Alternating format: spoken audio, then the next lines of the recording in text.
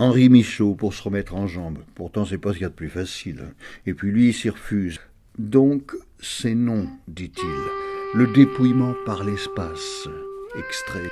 Michaud, plusieurs fois, là, s'y reprend à nous parler d'admiration, même plus loin que l'admiration. Cette façon de rentrer dans les choses, d'être elle, de rentrer dans la pomme, là, ça c'est à portée de main, mais pourtant, ça fait des années qu'il aurait dû le faire, dit-il.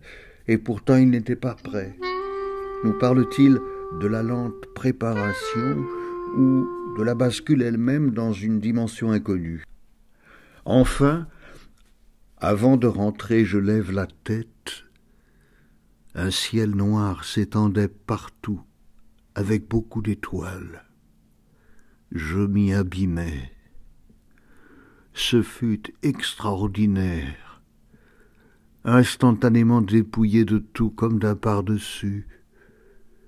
J'entrais en espace, j'y étais projeté, j'y étais précipité, j'y coulais, par lui happé violemment, sans résistance.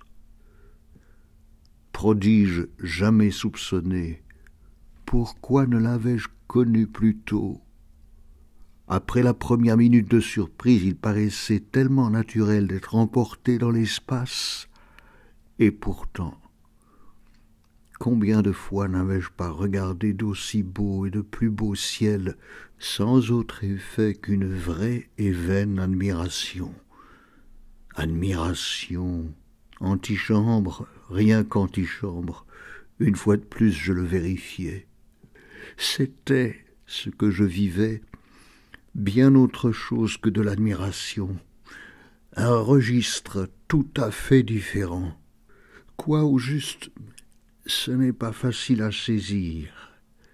Comme soustrait à la terre, me sentant emporté invinciblement par le haut, entraîné toujours plus loin grâce à une merveilleuse invisible lévitation, dans un espace qui ne finissait pas, qui ne pouvait pas finir, qui était sans commune mesure avec moi, qui toujours plus me tirait à lui, je m'élevais de plus en plus, aspirer inexplicablement sans qu'évidemment je pusse jamais arriver.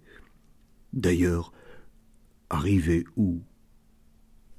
Cela aurait pu être épouvantable, c'était rayonnant. Le statique, le fini, le solide avaient fait leur temps. Il n'en restait rien, ou comme rien. Dépouillé, je filais, projeté, dépouillé de possession et d'attributs, dépouillé même de tout recours à la terre, délogé de toute localisation, dépouillement invraisemblable qui semblait presque absolu tant j'étais incapable de trouver quelque chose qu'il ne m'eût pas ôté.